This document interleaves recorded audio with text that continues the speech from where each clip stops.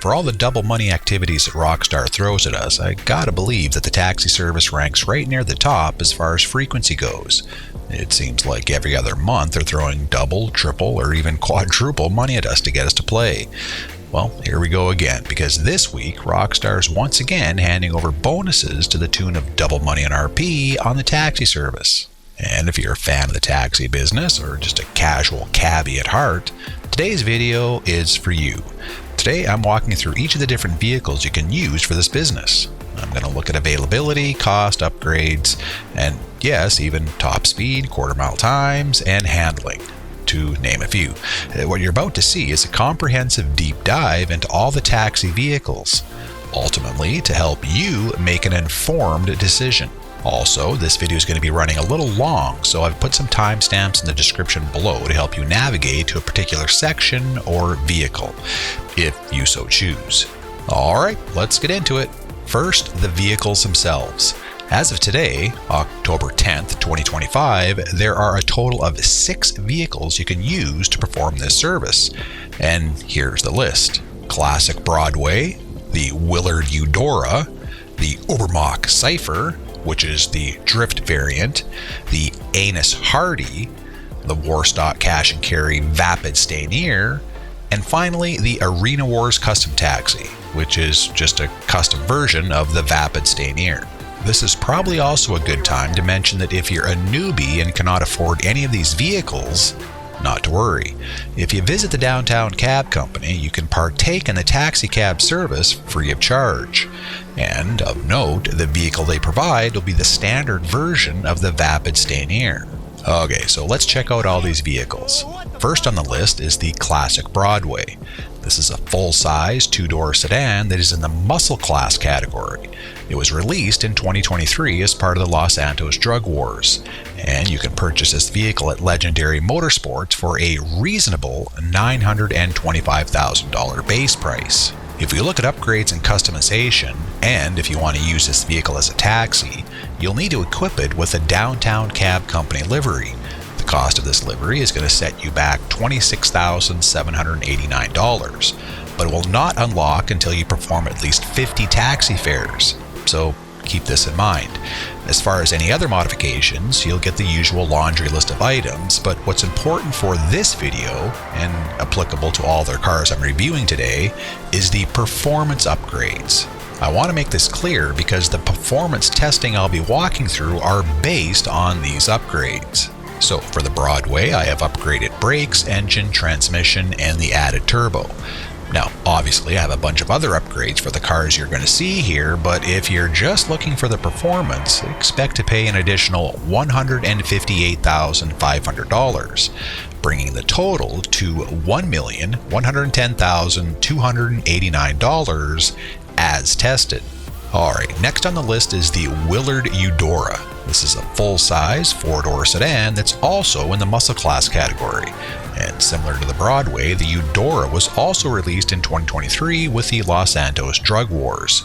You can purchase this vehicle at Southern San Andreas for a base price of $1,250,000. Now, if you want to be able to utilize this vehicle as a taxi, you'll first need to complete 10 stunt jumps during any taxi work to unlock the livery, which will set you back $26,220. And as before, the typical performance upgrades are going to run you an additional $158,500, bringing the total as tested price for the Eudora to $1,434,720. Next, the Ubermacht Cypher Drift variant. This is a compact 2-door coupe that's in the sports class category. The Cypher was introduced as part of the Bottom Dollar Bounties DLC in June of last year. You can purchase the Cypher at Legendary Motorsports for a base price of $1,550,000. Of note, this car also has a trade price available, but I'm not going to include this in the testing. Also, as stated, this is the drift variant of the original Cypher. It's completely identical to the normal Cypher, except you get the option to add drift tune upgrades, plus 6 additional livery customization options, including the taxi livery. So once you purchase the base model, you'll need an additional $200,000 for the tuning upgrades, $30,210 for the Drift Taxi livery, and $174,500 for the performance upgrades. You'll notice this number is a little higher than the previous two vehicles because I've also included a spoiler, which helps with the overall traction. Of course, if you've upgraded for drifting, this is not really going to help you much. Okay, so the price as tested for the Cypher comes in at a very steep $1,954,710. Okay, next is the Anus Hardy. This is a mid-size four-door sedan that's in the sedan class category.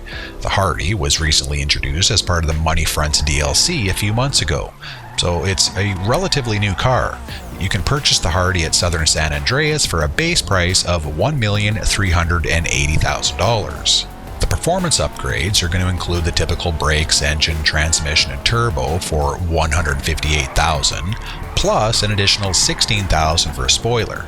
And to be clear here, this is an average price. You can spend less or more on a spoiler, but the overall traction you gain will be the same. On top of this, you'll need the Taxi Import livery for $21,660, bringing the grand total price as tested to $1,576,160. Alright, the last two on the list are kind of unique. First, there's the Warstock Taxi. The Vapid Stanier is a full-size four-door sedan that's in the service category. You can only purchase this at Warstock Cash and Carry for a base price of $650,000, and it is not customizable. The only thing you'll be able to do with this, if you pull into any LS Customs, is repair the vehicle. You cannot modify it, and once you own it, you cannot park it in any of your garages. This is strictly a Pegasus stored vehicle. Also of note, this is the exact vehicle you will receive if you head to the Downtown Cab Company. It's simply an unmodified Vapid Stanier. Plain Jane, run-of-the-mill car. The last car on this list is the Taxi Custom, which is part of the Arena War series. You can only gain access to this taxi by reaching sponsorship tier 25 in the aforementioned Arena Wars. If you do happen to achieve this, what you'll get is a pre-modified Vapid Stanier with some upgraded paint wheels. But you'll also get race brakes, race transmission, EMS engine upgrade level 3, and the turbo tuning. And just like the Warstock Stanier, you can only access this taxi via Pegasus. And that's it. That's the whole collection of vehicles that can be utilized for taxi work. Now the fun stuff. How do each of these vehicles stack up against one another? And more importantly, which one should you focus on if you want to be known as the next taxi guru? Okay, so I've split the testing into two different categories. The first round is strictly performance, top speed, quarter-mile times, and braking. The second round is drivability and or handling. For this, I'm going to try to mimic the taxi business and take one of these on a test race around Los Santos. And here's where I need to pause and deliver a whole bunch of disclaimers. Testing these vehicles was no easy task. For starters, the Taxi Custom cannot be utilized in any races. I ended up using the Rockstar Creator where I could, but you can't use the Taxi Custom in any of the races you set up. Also, I could not utilize the Drag Race Creator either, because it does not allow any vehicles other than tuners, muscle class, or the sports class. So I did a whole lot of improvising. For the top speed portion, I was able to utilize a creator for a point-to-point 2-mile race, with the exception of the Warstock Taxi, where I just use a standard Vapid Stanier, and the Arena Wars Taxi Custom, where I had to improvise and use a known point-to-point distance at LSIA. For all other tests, I use the same scenario. I mapped out exact distances at LSIA using the Creator tool, and then tested the quarter-mile times and braking. And finally, the disclaimer for the drivability/handling. For this test, I used a point-to-point route, starting at the Downtown Cab Company and ending up at the Mask Shop at Vespucci Beach. I tried to mimic a typical fare, either delivering or picking up. This allows me to test each vehicle in the exact setting you'll be using them in, the horrendous mean streets of Los Santos. Alright, first up is the quarter-mile times. Here, the Cypher is the quickest. It's probably the lightest car of the bunch, and with all the performance upgrades, it's not really a shock that it's the quickest off the line. Also, equally unsurprising, the generic Vapid Stanier comes in last. You'll see a trend here with this vehicle coming up. With 0 upgrades, we should be expecting a whole heck of a lot from this vehicle. Next, we move to top speed. Even though the Cypher is quickest, it doesn't quite have the legs to keep up over the long haul. The top speed in this event goes to the Anus Hardy, a little racier pedigree along with the upgrades, and it's able to lead the way with an impressive pass of almost 113 miles an hour. And a little surprising here, at least for me, was that the Eudora manages to squeak out a very respectable second place. The slowest, as expected, is once again the Stanier. The last category in this event is braking. Now, this one was kind of subjective. My baseline was the following: measure out and travel 1 mile at LSIA flat out, and then slam on the brakes when I hit the finish line. In this case, I'm using my Sparrow as my visual marker. Now, the subjective component of this test is obviously the speed. It's going to take longer for something traveling faster to come to a stop than something moving slower. So, the second half of this test was just traveling around the map and getting a feel for the stopping power on real roads, in real situations. Regardless of speed, it becomes quickly obvious what vehicle has the crappier brakes. The testing at LSIA was just a little added insurance that my numbers were accurate. And maybe a little surprising here is that the Arena Wars Custom Taxi came in first. Top-notch braking at any speed. Very impressive. Interesting with this test is that the very heavy Broadway came in second. But outside the LSIA tests on the very unforgiving roads of Los Santos, the braking was very impressive and predictable with both of these cars. Okay, the last test I performed was for the drivability and handling. As I mentioned earlier, I ran a point-to-point race from the downtown cab company to the mask shop on Vespucci Beach.